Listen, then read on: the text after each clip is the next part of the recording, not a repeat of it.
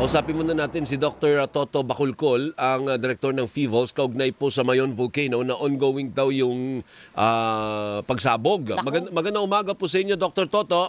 Good morning, sir. Yes, sir. Yes, good morning din po sa inyo. Can you give us an update, Dr. Toto?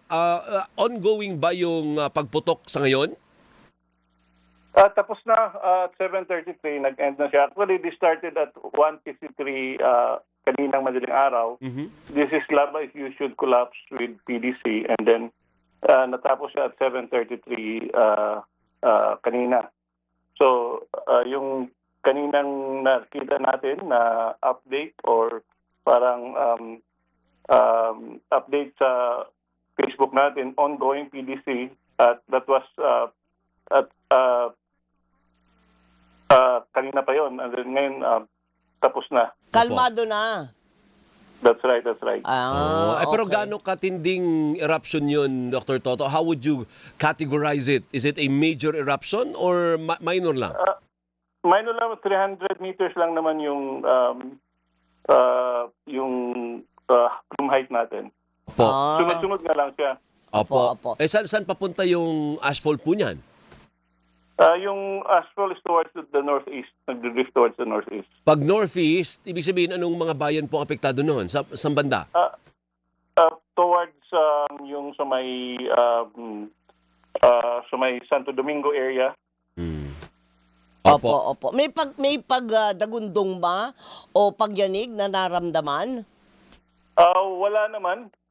Wala tayong kasi 300 meters lang naman, wala naman tayong nakuhang information or na-record na may dumadagundong. Opo. O sige po, ay ano pong mensahe ng FIVOLS po sa mga, syempre, ang kakabahan dyan yung malapit na area partner. Oo. Baka kabahan po sila. Wala naman po dapat ipangamba, Dr. Toto.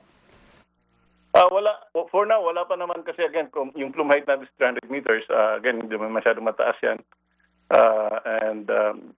Pero paalala lang na sa mga kababayan na huwag pumasok inside the permanent danger zone with 6 Ayun. kilometers. Opo. At hindi naman po ito magbubunsod ng pagtaas ng alerto. For now, hindi pa naman kasi kung 300 meters lang naman, hindi naman siya dahilan para itaas yung alert level. Kasi yung mga katulad nito, yung lava effusion collapse, ibig sabihin, yung mga bato natin nasa ibabaw na nagbe-break off lang, naging unstable, bumabagsak as PDC. Okay. Sige po. Dr. Toto, thank you. Maraming salamat po sa informasyon. Thank you, sir. Maraming salamat. Maraming salamat si Dr. Teresito Toto Bacolcol kasi binura ka agad eh. Mamadali eh. Ang direktor po ng FIVOLS. Ayan, maraming salamat. Flash!